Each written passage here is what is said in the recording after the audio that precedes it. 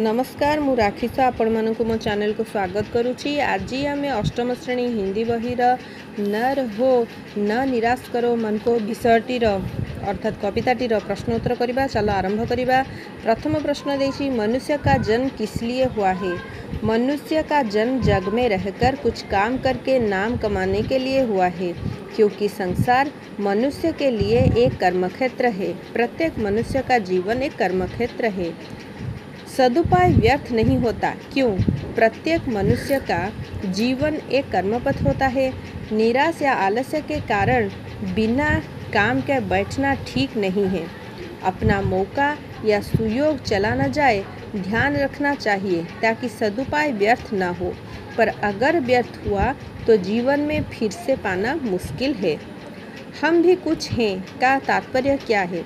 हम भी कुछ हैं का तात्पर्य यह है, हम नर होने के नाते हमें अपनी ज्ञान, गौरव, मान, आत्मसम्मान का ध्यान रखना चाहिए, क्योंकि हमें ईश्वर ने सब कुछ प्रदान किया है।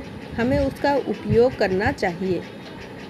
सब जाए पर मान रहे का आशय स्पष्ट कीजिए।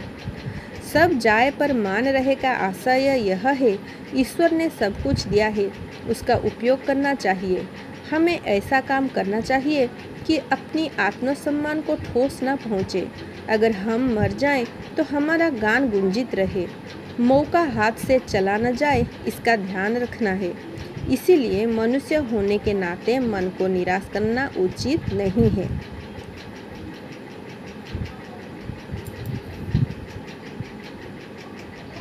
मरने पर गान गूंजता रहे, इस कथन को समझाइए। मनुष्य अगर यह ध्यान रखे कि ईश्वर ने हमें जग में रहकर सब कुछ पाने या करने के लिए वस्तु विधान किया है, हमें इसे ध्यान में रखकर ऐसा काम या कार्य करना चाहिए जिससे हमारा गौरव, ज्ञान, मान जग में रहे, ताकि मरने पर गान गूंजता रहे। प्रभु ने उन्हें क्या क्या दिया है? प्रभु ने उन्हें कर यानी कि हाथ दिया है और सब वांछित वस्तु विधान किया है। अगर इसका उपयोग हम न कर पाए तो यह हमारी दोष है।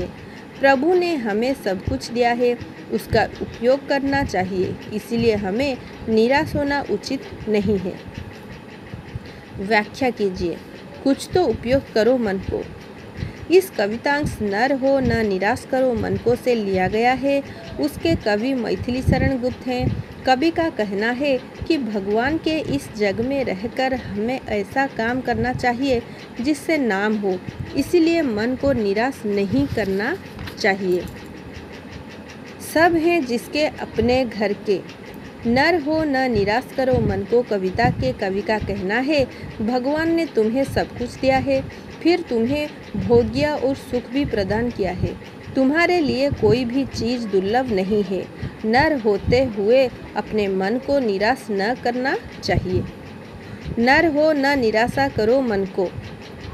कवि का कहना है कि हमारे लिए भगवान ने सब कुछ वस्तु विधान किया है, जिसके सहारे हम जो चाहे कर सकते हैं। हम ऐसे काम करें जिससे संसार में हमारा नाम गूंजता रहे। किसी भी काम करते समय हमें निराश नहीं होना चाहिए। समझो न जग को निरा सपना। कवि इस कविता में यह कहना चाहते हैं कि जीवन में अच्छा काम करने के लिए अच्छा मौका, सुयोग आता है। इसको ध्यान में रखकर काम करना चाहिए। दुनिया को सपना नहीं समझना चाहिए और नर होते हुए मन को निराश न करना चाहिए। संक्षिप्त उत्तर 2 नंबर। कुछ नाम करो, कवि ऐसा क्यों कहते हैं?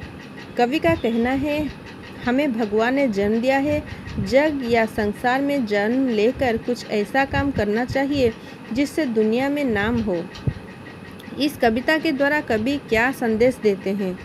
इस कविता के द्वारा कवि यह संदेश देते हैं कि ईश्वर में भरोसा रखें तो सब हो जाएगा। अवलंबन कौन है? अखिलेश्वर अवलंबन है।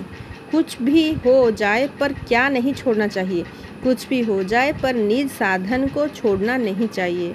वांछित वस्तु प्राप्त न हुआ तो किसका दोष है? हमारा दोष है। वांछित वस्तु प्राप्त न हुआ तो हमारा दोष है। नर किस प्रकार के भोग्य के लिए योग्य हैं?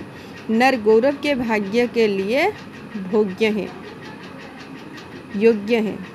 सॉरी, नर किस प्रकार के भोग्य के योग्य हैं? नर गौरव के भाग्य के लिए योग्य हैं। पथ प्रशस्त करने का क्या आशय है? संसार में रहकर अपना रास्ता या पथ या राह निकालना प्रशस्त करना चाहिए। भाषा ज्ञान, भाषा ज्ञान र प्रश्न गद्य में समझा कर लिखिए। जैसी समझो जग को न निरा सपना, समझो न अलभ्य किसी धन को। इसका अर्थ यह है इस जग को निरा सपना नहीं समझना चाहिए, किसी न किसी को अलभ्य नहीं समझना चाहिए। 5 नंबर वाक्य में प्रयोग कीजिए। देइछि सबु ये मोटा उदाहरण देखौछि।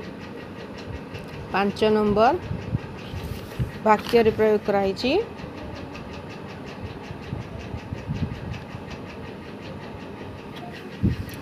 6 नंबर दीजिए। कविता में को विभक्ति का प्रयोग कहाँ कहाँ हुआ है लिखिए।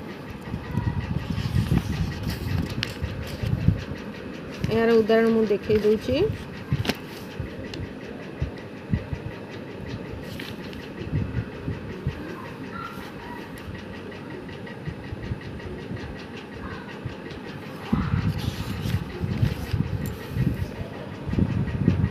सात नंबर दीजिए। क्या आप ऐसा वाक्य बनाना चाहते हैं? मेरा भाषा ज्ञान प्रश्नोत्तर।